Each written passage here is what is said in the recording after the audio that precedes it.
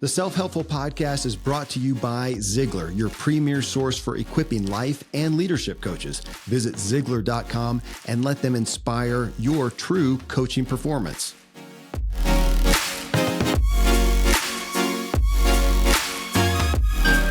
Welcome, everyone, and thanks for joining me as I talk with today's most important influencers, guides, and changemakers to uncover what truly drives them and extract the big takeaway from their personal journeys and their greatest wisdom. I'm your host, Kevin Miller, and this is Self-Helpful. In this episode, we're kicking off a series on healing.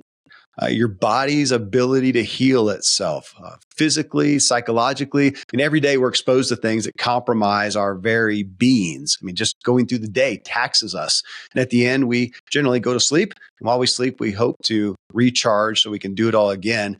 That is an aspect of healing, but we're going to go deeper into the acute issues of our lives and why we are or are not healing sufficiently. And of course, what we can do to greatly increase our healing. My expert for the series is veteran holistic physician, Dr. Bradley Nelson, who is one of the world's foremost experts on natural methods of achieving wellness. He's the creator of the Emotion Code and the Body Code system and is the CEO of Discover Healing, a holistic education platform that provides training and certifies practitioners worldwide. His best-selling book, The Emotion Code, provides step-by-step instructions for working with the body's energy and healing power. His new book, which if you're watching the video, it's over my shoulder here, The Body Code, Unlocking Your Body's Ability to Heal Itself. That's our muse for this discussion. And as we talk, if you want to connect more with Dr. Bradley Nelson, you can go to discoverhealing.com. I'll mention that again in the outro, but discoverhealing.com. So here we are. Brad, man, such a gift to be with you. I'm so eager to talk about the topic. Well, Kevin, thank you for having me on. It's really great to be here. It's going to be fun. Well, I knew of you from your book, The Emotion Code, and that, there you talk about how emotions get trapped in one's body. And I really wanted you to start off, give us a kind of a snapshot synopsis of that book as we move into this new one, if you would. Sure. Well, so I was a holistic chiropractic physician for about 18 years and graduated 35 years ago. And so I've had a lot of experience working with people. And what I found was that during the years I was in practice, I was kind of obsessed really with getting to the underlying causes of what was really wrong with my patients. I didn't want to Band-Aid them. I wanted to actually really fix them. And so, it's interesting. As a holistic doctor, in the capacity that I was practicing as, I didn't have a DEA license to give people drugs to suppress their symptoms. And I didn't have a license to do surgery to remove organs that were giving people trouble. So I was left with this dilemma of having to actually figure out what was really wrong. And so I learned a lot about the body. I studied everything that I could, ancient arts of healing, modern things. I didn't care if something, was frowned upon. If it worked, then I used it. And I also had a habit of praying. But my patients never knew this. But I believe in God, and I believe that answers come. If you ask, you receive. And so I had this totally private, totally personal habit. And the habit was that before I'd go to work on somebody, I would just take a moment and just silently ask for help. And I believe that I was kind of opening that conduit to get help, because if you ask, that's when you receive. And there were times when information would just flood into me in response to that request, for help. And so I know that God is real, that He lives, and that He's aware of us, and that we can get answers if we ask. But the secret is you have to ask, and most people don't ask. So anyway, I have to back up a little ways because I became a computer programmer in starting in 1980. I was going to school in Hawaii. I took a class. I needed one more class to fill out my schedule. I took a class on computer programming, and it just turned my world upside down. And I became a computer programmer and loved it. And back in the early 80s, I had a business called the Computer Tutor, where I would go into people's businesses and I would write the software that they needed to use their IBM PC, because there was no software back in those days, right? So that's what I did for a living. And it was really fun. I thought I was going to do that forever. But I had been healed of kidney disease when I was about 13 years old from some old-time holistic doctors, when Western medicine had nothing really to offer and no help available for me. And so I had decided at age 13 that I was going to become a doctor, a holistic doctor like these people. And but when I discovered computers, that all kind of went out the window. Well, it was really an answer to prayer at a certain point that brought me back to the healing arts. And so so when I got into practice, I thought, okay, well, God's gotten me into this. Maybe God will help me. And so that's why I had this habit of asking for help. And when I was in chiropractic school, I remember very well one day. In fact, I was putting myself through school partly by programming the admissions office computers at the school I was going to. And one day, I'm sitting in neurology class, and my instructor is talking about the brain, and he's kind of riffing about how the brain is a computer. Mm-hmm. And I'm sitting there listening, and I'm thinking, wow, the brain really kind of is a computer. And I thought to myself, gee, I wonder if we'll ever have the technology to access that computer, because if we could, and if we could ask questions of that internal computer, wow, what an amazing way to find out what's really going on with people and what people really need. Because the brain is the computer. It must know what people need. It must know what's really wrong with them. And I remember thinking, well, maybe in 200 or 300 years, we'll have that technology. Little did I know that I was going to be devoting the rest of my professional career to that idea, to tapping into the brain, or really what we like to call the subconscious mind, that unconscious part of us that's really running everything and creating millions of new cells every minute and doing all of the things that need to be done to keep us alive from one moment to the next. Well, so I learned about the human computer. Yeah. And what I learned is that the subconscious mind is very willing to give information, but it's a computer unlike any other. For example, I'm sitting here and my laptop is in front of me, and I've got a keyboard where I can put in information, and I've got a screen where I can see things. And so there's a screen and a keyboard interface. If you look at your phone, the interface there is the touch screen, right? And your finger, you can touch things. You got a screen. The body is totally different than that. It's a different kind of computer. So it took me a while to figure this out. But the subconscious mind will give us messages rather than giving them on a screen, because it doesn't have a screen. What it will do is it will manifest symptoms for us. And the symptoms are the messages that are coming up on the screen, quote unquote, of the subconscious mind. And those symptoms might be physical pain. It might be migraine headaches or neck pain or back pain. They might be infertility or asthma or digestive disorders. They might be depression or anxiety or phobias or panic attacks or PTSD or eating disorders or some kind of self-sabotage. A symptom coming up on the screen of the subconscious mind might be that you keep picking the wrong kind of person to be mates with over and over, or that maybe you can't seem to make enough money, or that you've been diagnosed with some kind of a disease.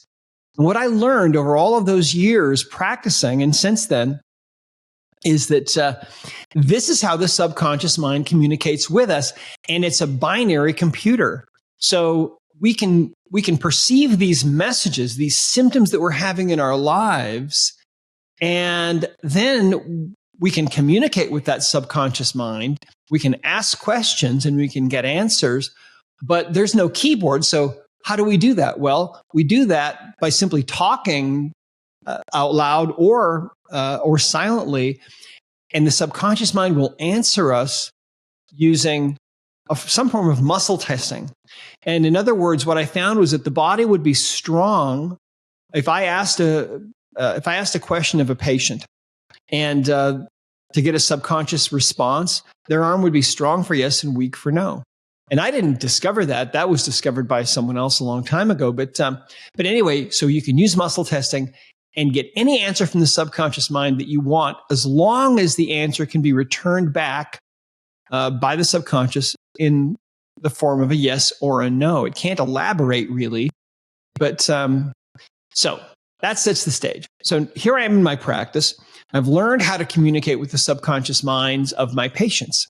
And as people are coming in and I'm trying to figure out what's wrong with them, what I found was that the most common, by far, the most common kind of imbalance that people were suffering from that was creating symptoms for them was what I came to call their emotional baggage. It was emotional energies that had become trapped in their bodies during these experiences that they had been through that they would probably rather not have gone through. You know, we all go through things, right? Right. And so what I found was that about 90% of all the physical pain that people have was due to their emotional baggage. And so, but not only that, all kinds of other things as well. So that's why I wrote this book first, The Emotion Code, because it's a way to find and remove those energies that are trapped in the body. Which, can I interject there? Yeah. Again, I'm coming to this I've touched on it throughout my life, but we're hitting it in a big way here. But I feel pretty novice with a lot of that. My most tangible, what I would relate what you just talked about there was an ACE score, the adverse childhood, effects. And we even, it was probably 5 years ago, we did some tests. We did the telomere test, which looks at your chromosome health. Is that a good way to say it? I think so. Yeah. Layman's term. And we saw people, and I thought, gosh, I don't understand why their tests were so bad, why their scores were so bad. They don't seem to have had, big tragedies or whatnot. And the medical doctor with this specific company talked about how they see adverse telomere health, this, cellular level health, in essence, layman's terms, from these adverse child effects, these things that happened way back when, and people's, in your terminology, their emotional baggage, from that, and it affects their telomere scores and their health. So that's from a medical standpoint, which is about as close as I've ever come from the medical side to what you're talking about here, and looking at the literal pathologies that we have in regards to our emotions. That has not, in my lifetime of health and wellness pursuit, Brad, it has not been at the forefront. I mean, we're talking now about anxiety and stress and some of those things, but for the most part, I'm looking at, do you eat well? What goes in and what goes out, food wise, exercise, Sure. What not pollution in there. That's kind of it, and not giving much credit to what you have made such a primary focus, is how our emotions literally affecting our acute, tangible health and wellness. Yeah, it's unbelievable, really, the extent that our emotional baggage, the trapped emotional energies that we're harboring, are affecting our health physically, mentally, emotionally. It's unbelievable. That's why I left practice in 2004 and started working furiously on this book. And it took me a while to get it out, but it came out in 2007, and it's been published in many languages now around the world. And people are finding that that it's true. I mean, first of all, you have to understand that these bodies of ours seem solid, but the reality is just the opposite. These bodies are more of a force field than anything else. They say that if you could take all the empty space out of every single person's body on Earth, you could fit all 7.8 billion people in the world into a box the size of a sugar cube. And there'd still be lots of room in there. So in other words, that's the quantum physicists trying to explain to us something that is really hard to understand. Albert Einstein, going back a long time ago, said the medicine of the future will be the medicine of frequencies. And Nikola Tesla said, if you want to understand the secrets of the universe, think in terms of energy, frequency, and vibration. And so we're just now stepping into this whole new paradigm, this whole new world, really, of understanding how our bodies really work and what they really are. And our bodies are energy fields. And when you're feeling an intense emotion, every emotion has a different frequency. And when you're feeling an intense emotion, on a quantum level, what's happening is you're feeling a particular vibrational frequency, what Tesla said in terms of energy, frequency, and vibration. And everything is energy, frequency, and vibration, and emotions are too. And so sometimes an emotion will be powerful enough that you can't process it. It gets trapped in the body, and then it ends up causing all kinds of effects for you. One of the first people that I saw many years ago when I was first figuring this out was a woman that came in to see me. She thought she was having a heart attack. She had crushing chest pain, difficulty breathing. Her left arm was totally numb. Left side of her face was numb. And I told my staff, we might need an ambulance, but give me 1 minute with her. And so I started doing some testing, asking some questions of her subconscious mind, getting answers from her body, strong for yes, weak for no. And very quickly, I found that she had a trapped emotion, some emotional baggage, a trapped emotion of grief. And I needed to know a little more about it, and found through a little more testing, a couple more questions, that this had occurred about 3 years before. When I arrived at that, she burst into tears and she said, I can't believe that's affecting me. I thought I dealt with all that. And I said, well, what happened? She said 3 years before, her husband was having an affair and she found out about it, confronted him with the evidence, and the marriage blew up. And she was really deeply in love with him, but she was betrayed. And so that was the end of that relationship. She spent about a year in therapy dealing with it mentally, and then it had even gotten remarried. So as far as she was concerned, that was just her ex. That was history. As far as her body was concerned, that emotional energy of grief, that frequency of grief was still there. And when I released that, and by the way, to release something like that, you can use your hand or a magnet, and you just go down the governing meridian a few times, which is a little meridian that travels straight up the back and over the top of the head. You can just do this a few times, or down the middle of the back a few times. I did that, and the feeling came back into her arm and into her face within 3 seconds. And the chest pain was gone. Difficulty breathing was gone. It was all gone. And I'm still in touch with her. She's a friend of mine. She has a horse ranch in Oregon. And but that was probably over 30 years ago. And I think that if we had not found that energy, that trapped emotion of grief, I think that she would have been one of those people that dies from cardiac syndrome. Literally, I think she would have died of a broken heart, probably. Nobody would have realized or put together that what really killed her, what caused her heart failure, was really her husband's affair. So this is the kind of thing that we see. Our bodies manifest these emotions eventually in one way or another.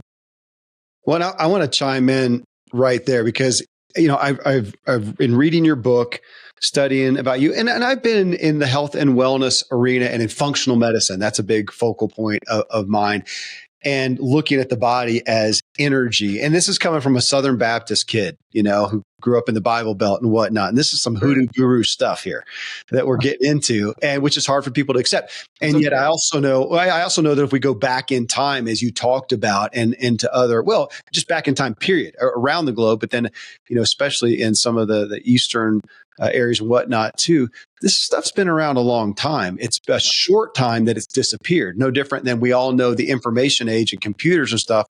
Well, sure, that runs our lives now, but it didn't last. It wasn't there when I was a kid. It wasn't there when I was a young man even. This is really new stuff. So it's really new that we have this Western medicine, traditional medicine, where we're brilliant at going in and fixing somebody who got mutilated in a car, right, or who finally had a heart attack. That's a great place to be in America. We can fix that kind of stuff, but we don't prevent ill health, where we kind of grow and foster ill health, actually. So to hear you talk about, okay, here's this lady with something that a doctor would have prescribed, a medication or a surgery or whatever to, or just said, you're out of luck. Your blood work looks fine. I don't know what your problem is. As opposed to that, you come along with your hand, brush this away. I'm exaggerating, but that's going to be right there. We're going to have a lot of people listening going, come on, man. That's hard to understand that. And yet you're saying it is, if you don't understand energy, which I'm sitting here with you on my show and I don't understand it. There's enough smoke that I know that there's fire with it. So that's why I have you here, because I don't understand this. So I look at Well, so just go there though. I mean, because that's difficult for people to understand. Come on, seriously, that sounds like some hoodoo guru got. Yeah. Right. Well, yeah, it does. But I mean, the great science fiction writer Arthur Clarke said, any sufficiently advanced technology will be seen as magic, really. And if you think about it, I mean, look at your cell phone. You go back 50 years and show that to somebody, they're going to think, oh, that's magic. It's not possible. But see, now we're starting to understand quantum physics. And quantum physics is weird. I mean, it was Richard Feynman, I think, said, the great physicist said, if you don't think quantum physics is weird, he said, you don't understand quantum physics. And we're stepping into that world now. And so how these trapped emotions affect us, what we've learned and what we believe is that when you experience an emotion that's overwhelming and it's very powerful, or if an emotional experience is happening to you and you decide that you don't want to feel that emotion because maybe you just don't want to go there, you'll stuff that emotion. Mm-hmm. In either one of those cases, the energy of that emotion then is kind of suspended in the body. And we refer to these as trapped emotions. And a trapped emotion is a ball of energy from about the size of a baseball to about the size of a softball. And what these things do is they will, first of all, lodge somewhere in the body, or they can lodge anywhere in the body. And wherever they lodge in the body, they will tend to cause a distorting effect on the energy field of the body in that area. Now, when you distort the energy field of the body, you're interfering with chemical reactions to some degree, to blood flow, lymph flow to some degree. You're interfering with the flow of the meridian energy. And so this is one of the reasons why, it is the reason why these trapped emotions will tend to cause physical pain. And what we have found, and our thousands of practitioners now, we've certified almost 12,000 practitioners now in over 80 countries around the world. They're all finding the same thing, that about 90% of the physical pain that people have can be improved or alleviated by just finding and removing emotional baggage.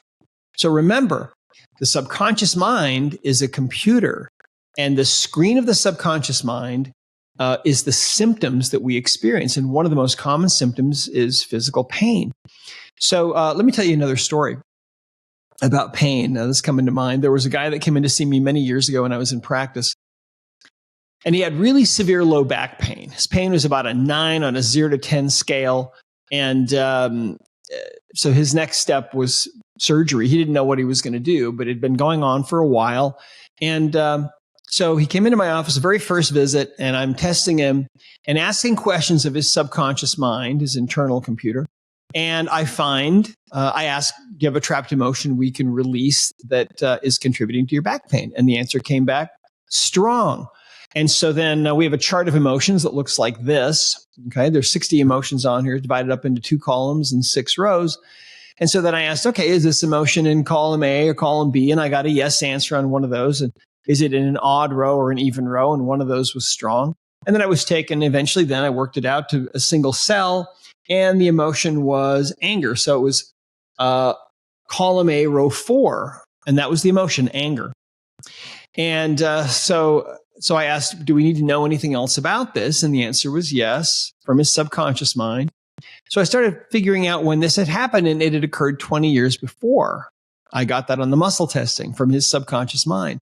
And when I arrived at that, he said, oh yeah, he said, I know exactly what that's about. And I said, really? And he said, yeah, he was working for this company, and he was wrongly accused of cooking the books or something. And he was so enraged and so hurt by it and so angry that that energy could not be processed by his body. That energy, that anger, literally that ball of anger, if you will, lodged in his low back. These are going to go somewhere, and it lodged in his low back. So now 20 years later, he's just desperate because he's in so much pain. And we find this emotional baggage from 20 years before. So I swipe down the middle of his back with a magnet a few times down the governing meridian to release this energy and his pain level. And this is also going to sound unbelievable, but I'm telling you, I was there. It went from a 9 to a 0. Boom, that fast. And he keeps walking around and bending this way and that way and exclaiming, and he can't believe it. It's like a miracle. And I was grateful that it worked so well. And so this is a reason, a big reason why we have physical pain. But here's the other side of the coin. A couple of days later, this guy came back in to see me. And he said, my back still doesn't hurt. He said, I still can't believe it. But he said, I need to talk to you because I said, when I came in here, I had another problem that I didn't tell you about. He said, for as long as I can remember, I've basically been what you'd call a rageaholic. He said, I'm really wired tight. And, I'm always yelling at my wife and my kids and getting in arguments. And I have to watch the road rage. And he said, things set me off really easily. And I've been to anger management before. It hasn't really helped me. But he said, since you released that emotion of anger from me, I feel really different. He said, I just feel kind of peaceful. And things that used to just set me off don't set me off anymore. And he said, how does that work? I don't understand. And I said, well, I'm not really sure. But here's what we think. What we believe is, in this guy's case, he's got this ball of anger lodged in his low back, literally this energy, this frequency. And when we released it, not only did his back pain get better, but suddenly his emotional state changed and he was able to deal with anger. Think about it this way. When he had that anger lodged there in his back, when a situation would come along in his life where he might tend to feel the emotion of anger, he would feel it. He would slide right into that resonance, that frequency, much more easily, much more readily than he otherwise would have. Why? Because part of his body was feeling that emotion of anger 24/7, right? For 20 years. And I know that this sounds, it sounds far out to a lot of people, but I'm here to tell you that this is reality. Our bodies are energy, and who knew that our emotional experiences can leave us with baggage that can then cause all kinds of physical, mental, emotional problems years later. So then take that story and give me how does this relate to therapy? How do you view therapy? We would normally say, gosh, people, somebody has this emotional baggage. They need to go see a therapist, increase their emotional intelligence. That's been a big thread here on the show, Brad, because it's mine. And I brought in people, we're talking about emotional intelligence and increasing. That's been a big area for me, even to the point of, it's interesting when you talked about stuffing an emotion. Mm-hmm. I assume that that's what I have done most of my life, though there's a part of me that feels like I don't even know that I stuffed it. I was just so ignorant. I had no place for emotions. I was a pro cyclist. Yeah. You just do what you got to do to get to the finish line, and just unaware. I felt more ignorant than stuffing. When people said, yeah, you're stuffing the emotion, I hardly related to that because I felt like I think I was just ignorant of it. Either way, we're talking about a lack of emotional intelligence, which has, again, been a thread here. And over here, looking at, I want to pursue emotional intelligence, and with things that I'm struggling with, you pursue therapy. Where do you put that in this aspect of that guy that you just talked about did not go to therapy? You discerned that and found that energy, that negative energy in essence, and got rid of that. And you would by proxy say, well, didn't need to go to therapy for that one. Well, first of all, let me say this. If I had a nickel for every patient that I saw who said to me, well, wait, I spent a long time in therapy trying to deal with that. I can't believe that's showing up. Why is that showing up? See, therapy doesn't remove the energy that is trapped in the body. Therapy is great, right? And there's all kinds of different therapies, and a lot of them work really, really well, and that's fine. But they don't remove the emotional energy that is trapped in the body. Even if I make peace with the past trauma, even if I look and go, gosh, yeah, I recognize that anger that I had from that thing, and I work through trying to find peace. That's not another way. No, it's possible. There's more than one way to remove or release emotional energies. But that's what I found, is that most of the time, even when people had put something behind them and had moved on with their life, there's still There's still energy there. I mean, I saw it many, many, many times, countless times, where people would, something bad had happened and they had kind of, tried to forgive that person or become indifferent to it or whatever and moved on with their life. And yet there would still be energies there. And the thing about it is, some of these emotional energies that are trapped in our bodies are energies that we're not even aware of experiencing the emotions. In other words, sometimes things happen when, you're a baby, you're in the womb. Your mom is going through some intense emotion, and that's not unusual to find emotional energy that people pick up in the womb or during the time that they're a child, and people often don't remember. And sometimes people block things out. There's a lot that goes on in our lives, and so it's hard for us to remember everything that happens. Would you even put that genetically? Of saying that, so in my book, What Drives You, I use that test. I'm sure you've heard of it, where the guy takes mice, gives them the smell. I can't remember what the chemical is. It smells like blueberries. It's cherry blossom, I think. Okay, yeah, or maybe that's at cherries. And they smell that and shock them. Here's a smell, here's a shock. Here's a smell, here's a shock. So, and the mice shy away from the smell. And then what's, of course, mind-blowing is that 4 generations later, we have these mice who shy away from the smell that they've never been shocked by. Exactly. That blows me away. So if you're talking about this negative energy, would you say I could have some stuck in me that is genetic? It was there at birth, maybe even past my parents? Yeah, absolutely. And we call that inherited trapped emotions. Let me tell you a story. A couple of years after the emotion code came out, I asked my daughter, Natalie, to work on me. And she was in Seattle. I was here in Southern Utah. And hung up the phone, and she starts working on me. Now, you can do this work at a distance because it's the practical application really of quantum physics. And so distance isn't a barrier. So she's working on me, and she tests me remotely and finds that I have an inherited trapped emotion, an emotional energy that was received at conception. I got it from my dad. He got it at conception from his mom. And the subconscious mind knows all of these answers. It's limitless. And so my daughter tested and found that this energy had been passing down the line for 22 generations. And it originated with a grandmother all those years, hundreds of years ago, about 600 years ago.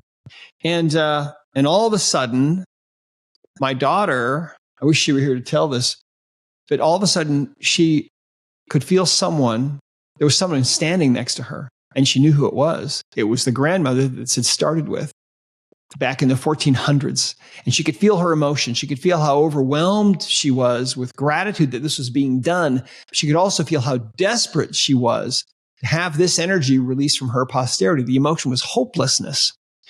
Now, the rest of the story is that when that was released, my daughter could feel it released from all those ancestors. And here I am about, 1,500 miles away, sitting at my desk. And all of a sudden, I have this crazy experience. Imagine growing up next to a factory that runs 24 hours a day, 7 days a week. And there's a hum coming out of this factory. Well, after a while, you wouldn't even notice. It would just be background, right? And all of a sudden, this background feeling of hopelessness that I had had every waking moment of my entire life suddenly was gone. And it was only at that moment, Kevin, that I recognized it, that I could recognize what it was and that it had been there my whole entire life. That changed my life. And my daughter, I had passed that energy to her. Mm-hmm. And the result was she was an artist who had never painted anything. But within a year after having that removed, we went to an art show in Seattle, and all this art was pouring out of my daughter. She's an incredible artist, incredibly talented. But I think that if that had not been removed, she might not have ever painted anything. So this is another very powerful aspect of the emotion code, that you can find those emotional energies and you can release those. And in fact, what we want to do is we're hoping to duplicate that study that was done with the mice, but remove those trapped emotional energies from half of those offspring, and then see what happens, because we're sure we're going to see some really interesting changes. Well, I want to, again, I don't want to brush over the fact that what you're talking about with ancestors from 1,400 years ago. Again, that's just hard for us average people to, this so hoodoo guru outside of everything. I do want to pull people though, that for the past 6 years, 7 years. So this studio that I'm talking to you from right now, Brad, sits in a medical practice. One of my closest friend, business partner, Dr. Randy James, he's a functional medicine doctor. Most of the people who come in here is cash pay. They have been through the gamut of traditional medicine and usually some alternative medicine, looking for things. So often, and you know this, they do a little blood work, they do this, they do that, and just everything looks fine. Everything's fine. Doc doesn't know what to do with you. The average doc doesn't know what to do with you. So here's Zoloft or whatever prescription to try to deal with the symptom. That the symptom's there, it's real. To deal with the symptom, there it is. And yeah, at the far end, not the far end, but the other side, surgery. You do surgery, remove whatever the afflicting thing is, whatnot. Point being, though, that we're doing all these things. We're trying to eat clean. We're trying to live clean. We're trying to meditate. We're trying to do whatever. And yet we don't feel good, to the point of people sleeping, 14 hours a day and not feeling rested. And moms and dads out there in modern America who can't function, and they're losing hope, and they're losing joy, and they're dealing with depression, or dealing with burnout, and life sucks basically at that. And here you are. And we see the mental health. I mean, we've never been in more of a mental health crisis, or at least not a publicized one as we are now. Yeah. We know diseases of despair, last I looked, was one of the fastest growing chronic illnesses. So we've got, apathy and numbness and depression, and onto suicide and whatnot. Yep. And so I say that all to say, so even though this is sounding far, like, seriously, come on, these trapped up emotions, do you have a better explanation? Because what we're doing now doesn't work. And we are getting more in tune with therapy, with energy, with these types of things. Again, that's why you're on the show, Brad. I don't understand this stuff. It's hard to accept in some ways, but again, it feels like there's so much smoke that there's got to be fire. The hard part, let me ask you another question. Yeah. Because I tend to look at people, again, from a basic health and wellness and an athletic standpoint. I'm looking, really acutely at what I eat, how I sleep, at my exercise, and kind of at a base level of, my mental state. I mean, we talk about that here on the show. I'm going to talk to you about that in part 2. We'll talk about, mental state a little bit more.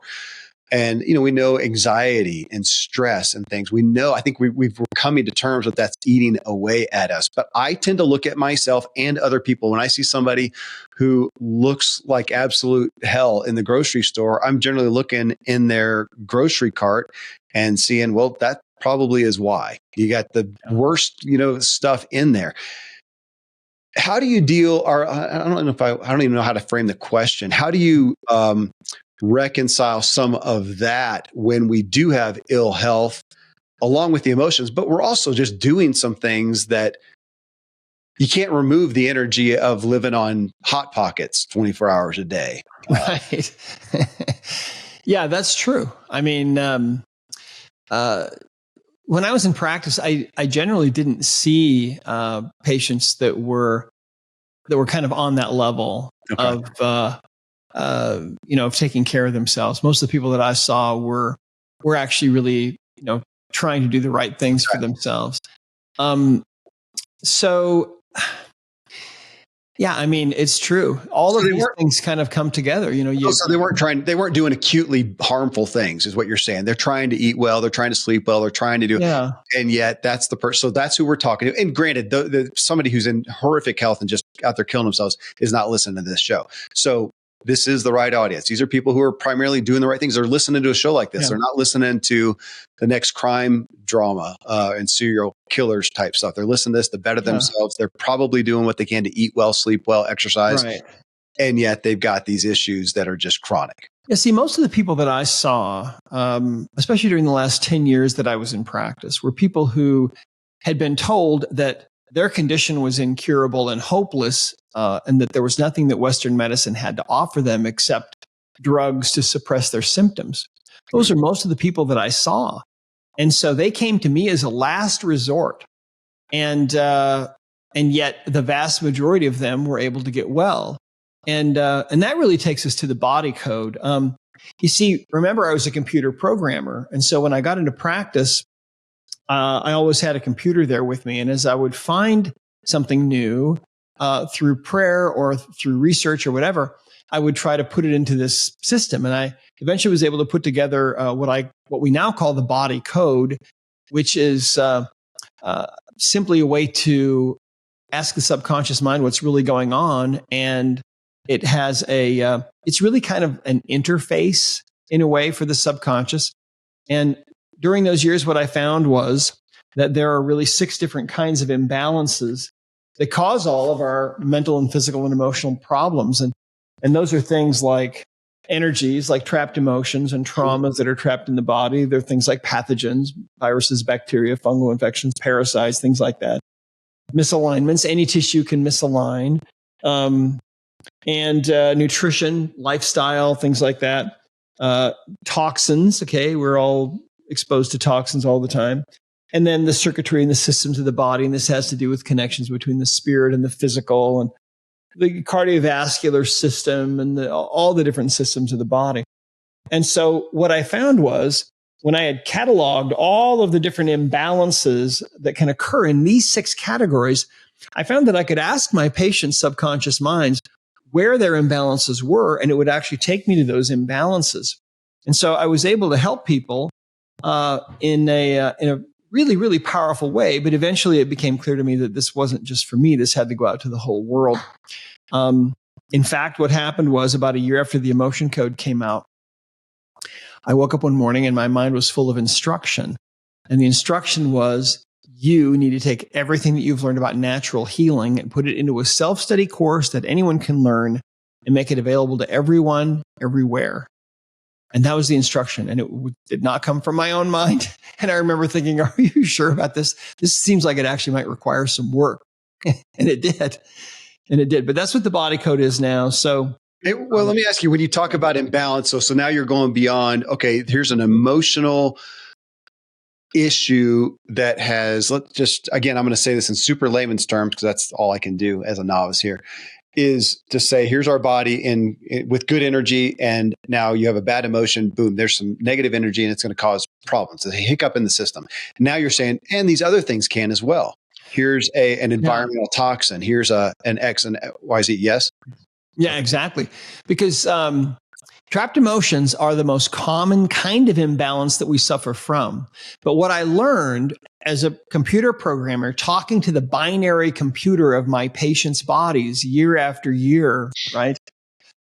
Understanding what those bodies really wanted, what they really needed, I figured out that there are these different kinds of imbalances that cause all the symptoms and things that we suffer from. And so it's not just emotional baggage. It can be other issues. For example, here's a great story. You'll like this one. It's about a guy that came in to see me. His wife was one of my patients.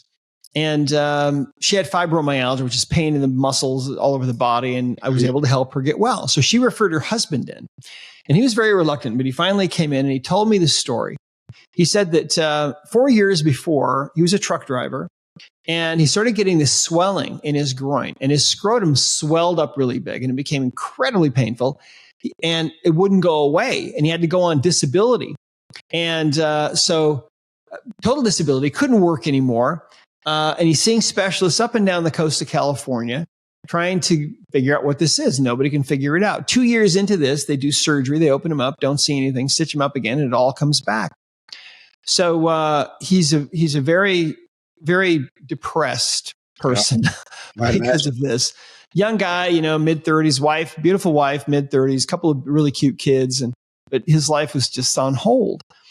So I tested him, okay, asking his subconscious mind questions, asking if there was an underlying reason for this problem. And what I was taken to was pathogens right here. Okay. And in that area, what I found was that he had a parasite. That's what his subconscious mind said to me. And I said to him, I think you've got a parasite that might be causing this or contributing. I said, does anybody mention that to you? And he said, no. Now, at the time, this guy, every month he's going up to UCLA Medical Center and seeing specialists, and down to Scripps La Jolla seeing specialists, and everyone's scratching their heads. He's kind of in a medical mystery to everybody. And so I recommended some anti-parasitic herbs for this guy. And he didn't want to take them because he just didn't think it could possibly help. What did I know? But his wife made him take them. 5 days later, this guy is back in my office, the swelling all gone. I think the happiest young man that I've met in my life. I mean, couldn't believe it. But, think about that. See, the beauty of it is the subconscious mind knows these answers. But for all of human history, pretty much, we haven't been asking. But now finally, we're starting to realize, the subconscious mind's a computer. We can ask questions and it knows what the answers are. Wow, what a concept, right? So go there, because you mentioned that over and over. Let's take that guy. You asked his subconscious mind. Go through that process. Yeah. So what I did is I had him hold out an arm, right, parallel to the floor, and I just said, I don't remember exactly, but I probably said out loud, is there an imbalance that is contributing?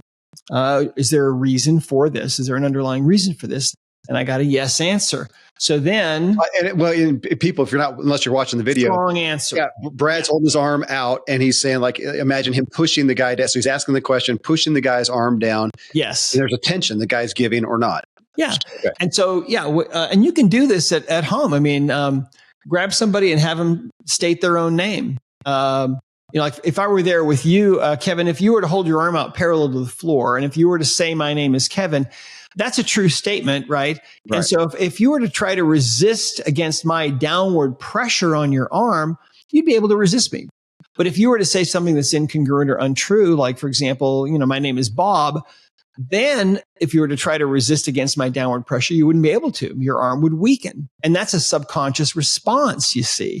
And so that's what happened with this guy. So if you can imagine, I'm looking at a page like this, and I'm asking, okay, is there a reason why you've got this swelling in your scrotum? Yes. Is the reason on the left side of the chart? No. It's on the right side of the chart. I get a strong muscle test. Is it pathogens? I get a yes. And then we go into that area and we ask, well, is it a virus? No. Is it a bacteria? No. Is it a parasite? Yes. It was just that simple. And it took just about that long. And so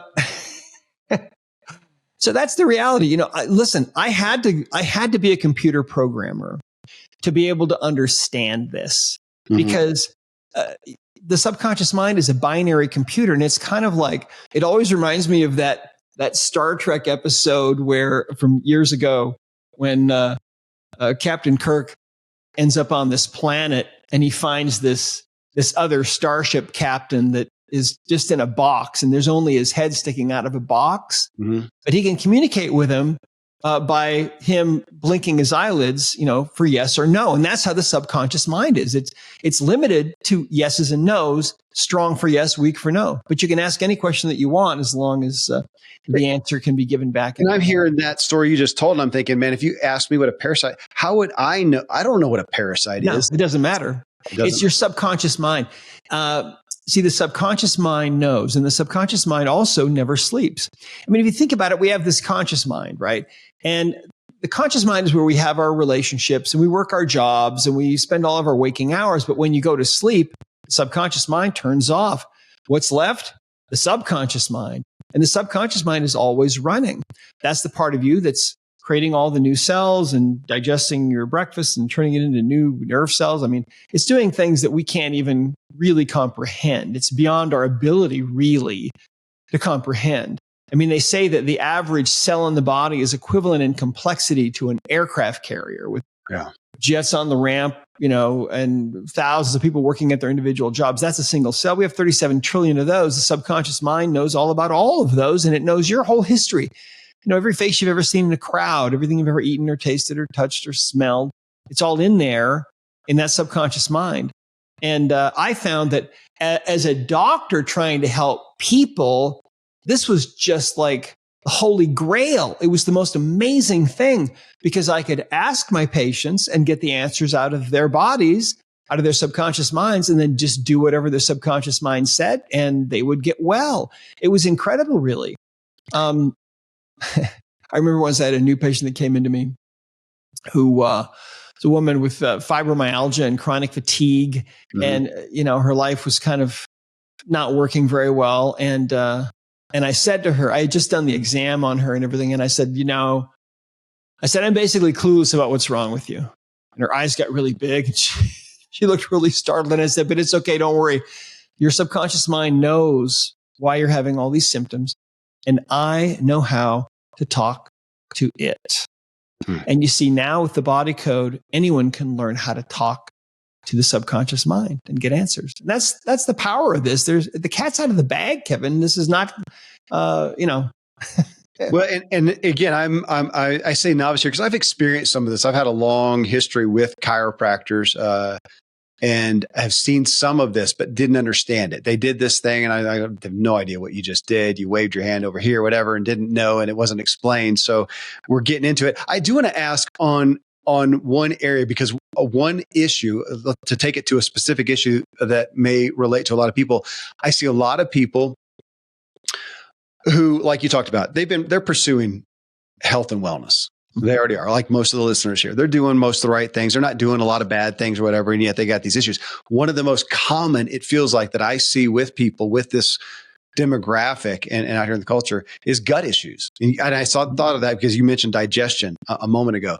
That's one that I see even the alternative practitioners struggling with, people with, call it IBS or whatnot, but just issues with digestion and bloating and bowel issues. There's, it feels like there's so often, I know even here in the clinic, they'll see, the teenage girl who poops once a week, which is just, that's just, so off. So again, these digestive issues, do you see that as does that prominence go in line with problems that you see from from emotion code, from the body code, that's a primary manifestation, is my question.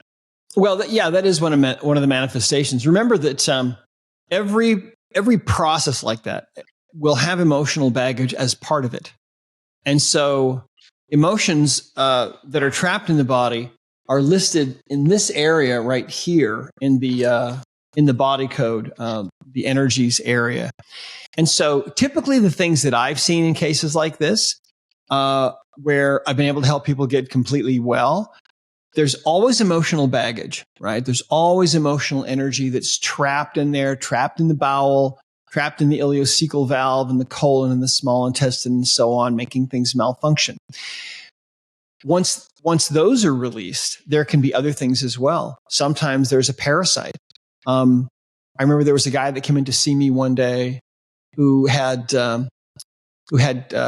colitis, and his life was just so limited because he never knew when he was going to have an explosive bout of diarrhea and so on, and it was just really awful.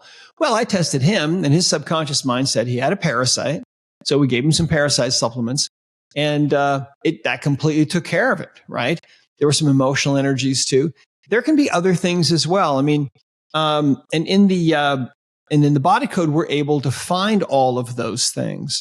Speaking of the abdomen, let me tell you one more story. There was a woman that came in to see me one day. She'd been hospitalized for 5 days with this really severe pain in her abdomen. And they ran every test known to man over those 5 days, and all the tests were negative. And so finally, they released her from the hospital. And they said they couldn't really help her because all the tests were negative, right? And so she comes in to see me, and she's about a 9 on a 0 to 10 scale of pain. And so I started testing her. I found some trapped emotions. I found some other things, cleared whatever I could find. And those were all indicated to me by asking questions and getting answers from her subconscious mind. And one of the things that showed up was in the area right down here in the chart, that one right there. It's called nutrition and lifestyle. And in that area, I was taken to a chart of different nutrients. And what I ended up on was chromium. And I thought, okay, chromium, she needs chromium. Well, chromium is really good for blood sugar and so on. I thought, this is just an incidental thing. And I told her, I said, look, we don't have any chromium right now. We usually carry it, but we're out of it. But I think you should get some at some point. I thought it didn't have anything to do with her pain. I kind of forgot about it. I couldn't find anything else, so she goes home. So the next day she comes back in. She's my first patient the next day.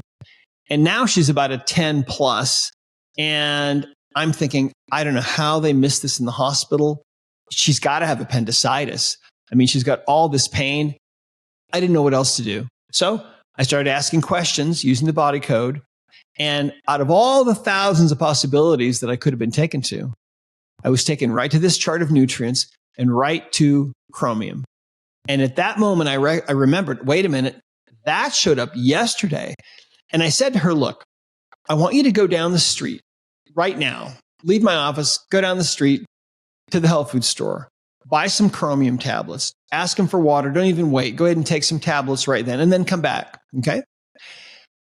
20 minutes later, this young, very athletic woman is literally jumping up and down in my waiting room saying, I'm fixed. I'm fixed. She was so excited. She was actually like doing, leaps in my office, in my waiting room. And she said, how did that work? She said the moment that she took the chromium, the pain was just instantly gone, completely gone. Pain that had her in the hospital for 5 days, right? Mm-hmm. And she said, how did that work? And I said, I have no idea. To this day, still, I have no idea why that worked. Nobody's ever been able to explain it to me. If any of your listeners can explain to me how that worked, then great. But what I said to her was, look, the beautiful thing is your subconscious mind knew that is what you needed. Her pain never came back, by the way. Your subconscious mind knew that's what you needed. Why it needed it, I don't know. I have no idea. But luckily now we're living in an age where we can ask the subconscious mind questions and it can give us answers like this. And I'm so grateful that worked for you. So think about that. Yeah, it's kind of nuts. I mean, it shouldn't be probably, but it feels that way. I mean, so people are hearing this, and obviously, so you've got a book, and we're talking about that. Go find the body code. Anybody can go get that on Amazon right now. Now, you also talk about having practitioners around. Where can somebody look for somebody who's been trained in this that they can go see? The best place is to go to Discover Healing. Oh, so the one we gave in the intro. Okay, Discover. Yeah. Uh-huh. Yep. Okay. Yep. Got people all over the world that can help you, and you can learn how to do this yourself. And that's the beauty of both of these books, the Emotion Code and the Body Code, is that they're really designed for the average person to learn and use it on themselves. When you have people who give this a shot, especially if they do it themselves and they are not getting results, what are the most likely culprits to that? We don't really hear from those people. We hear from the people that are finding that this works, and we have over 10,000 unsolicited testimonials, for example, from people all over the world. We've got research actually that was done as well. We found that within about 3 weeks of having certain trapped emotions released, people's self-reported symptoms of depression and anxiety decreased by, I think it was 37 and 36% respectively. Mm-hmm. So, this does work. People need to try it. It's completely different from Western medicine. We're so conditioned in the West, especially in America, that if we have some kind of a pain, we need a drug, but not really the case usually. Well, and again, this can be somebody who's got something right now that, let's say that they have not gone to have it diagnosed. They haven't gone to see a doc. They haven't gone whatever. They've got XYZ happening. This is something that they can try right now. Now, just to, back to what I said, also, if I am, let's see, like I found out I was having some back problems, like literally my back would near disintegrate. And I narrowed it down to some foods that my body does not like at all, which is like nightshades specifically. And I had peppers with every single meal. So that was part of I thought my clean eating, so I want to spice this stuff up. Literally, I'd have a jar of, different kinds of peppers with every meal. And it's finally when somebody pointed out that, dude, it's like a 2-pack cigarette a day habit that you've got with peppers. That's in the nightshades. Maybe try not doing that. And it fixed me cold turkey. I haven't had my back go out since then. So you could try this right off. Now, for a lot of people, they're going to try this after they've gone through all those things. But yeah, if you're over here, so for me, if I'm having this problem and yet I'm pounding peppers, I mean, there still are the tangible aspects of life. Absolutely. That you're not talking about, you're not going to overcome that. Right. Well, I mean, think about it this way. If you had been more in tune, maybe if you had spent more time in meditation, et cetera, maybe your subconscious mind would have been able to get its message through to you. Hey, you shouldn't eat these peppers, right? Yeah. But so the body code and the emotion code are just a way to overcome that lack that most people have, the lack of time, the lack of meditation, et cetera. Most of us aren't really tuned into our subconscious minds, but it's there nevertheless. Let me tell you a story that is right along these same lines. There was a woman that came in to see me. She'd been coughing. She had a chronic cough. She'd been coughing for a year. During the day, during the night, she said she'd been to the doctor. They'd done CAT scans, MRIs. Everything looked completely normal. Nobody had any idea what was wrong with her. She said, my husband has moved into the other end of the house months ago. She said, my marriage is starting to fray. She said, I'm afraid I'm going to end up in a divorce if I can't get this cough fixed. I don't know what to do. She came to me as a last resort. So I started testing her. And what I found was there was a chemical toxin that she was being exposed to. And so I went to Google and I looked up common household chemicals and started just testing those, using her body to test those. And what we came up with was something called camphophenique. Mm-hmm. And when we arrived at camphophenique, she turned as white as a sheet and her eyes got really big. And I said, camphophenique? And she said, camphophenique? And I said, do you use camphophenique? And you remember camphophenique? Yeah, I know the name. Yeah, totally. She said, yeah, every night there's this elderly woman that's been a friend of our family forever. And every night, last thing, I go over and I rub her feet with camphophenique. Wow. And that's what I do every night. And I said, well, I think you better stop. And she did. And that was it. No more coughing. So her subconscious mind was able to get that message through using the testing. But otherwise, I mean, she might have ended up getting a divorce. I mean, who knows? She might not have ever figured it out. So we're not that in tune with our subconscious minds usually. Yeah, no, not at all. I'm not. I haven't been. And I'm thinking about, I'm so often thinking about with issues like that, these chronic things of like food allergies, food, sensitivities. And we're all getting, I think, more well versed in the toxins, environmental toxins, mold, especially is one that's at the top of the list. So to figure out, I mean, you can go get we've thought about that. We can get the house totally checked out for mold and whatnot. And what you're saying is, well, or you could just do this and see if mold is my subconscious mind points to mold as an issue or not, or to gluten, or to nightshades, or to peanuts, or whatever the allergies are, that we should be able to have our subconscious mind tell us that, maybe as opposed to going and getting an food allergy test. Yeah, the subconscious mind can test you. So what we're really doing with this work, the emotion code, the body code, what we're doing is we're teaching people the language of the subconscious mind. I think it's the most important language you can learn. Because, first of all, it's easy to learn. It's either a yes or a no. I mean, imagine learning Spanish and all you needed to know was sí or no. Yeah. It's pretty easy, really. Fair. Well, so you can go to the website, and I'll mention that again here in just a second, and look for a practitioner, which I think a lot of people are going to want to do. They may not feel the confidence to, but you can go get the book. It's sitting over my shoulder here, the body code, and that's what I'm going to do, Brad, is take that and go, okay. And I'll do that with, my wife, a kid, friend, or whatever. And I want to play with it literally, and look at that. It'd be interesting right now, as I sit here right now talking to you. I don't know how this fits into it. I had the worst, I've been a cyclist my entire life, and the worst wreck I've ever had in my life. So right now I'm sitting here with 7 broken bones. Oh man. Yeah. It's pretty significant. They're broken as of right now? Right now. Well, I'm tomorrow will be 4 weeks post. Wow. Yeah. So I got aches and pains everywhere. At the moment. So I've got some healing to do before I can even raise my arm and put pressure on anything.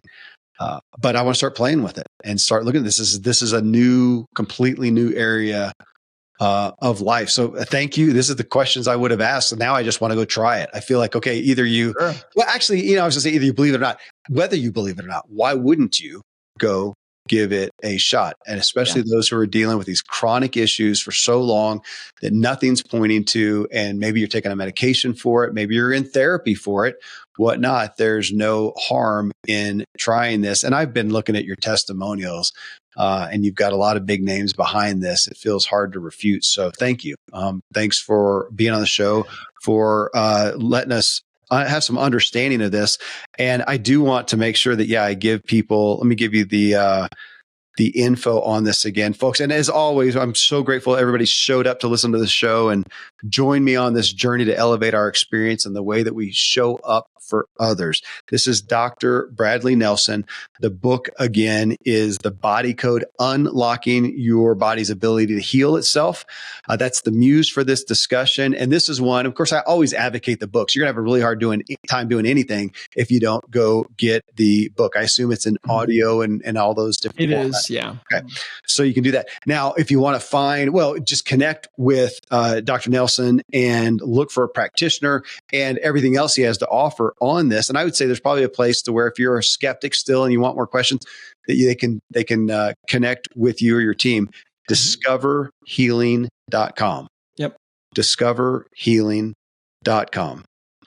And if you appreciate the podcast, want to share it with others, please give us a rating in Spotify and a review in Apple Podcasts, if you will. You can see this episode and all of them on YouTube. Find me at Kevin Miller CO, which is where you can find social media. You'll find clips. We'll have clips, a bunch of them from this show and some of the amazing things that Dr. Nelson has shared with us today. Again, Kevin Miller CO. If you want to learn how to master your own inner drive, get my book, What Drives You. You can find that on Amazon now as well. And until next time, stay driven.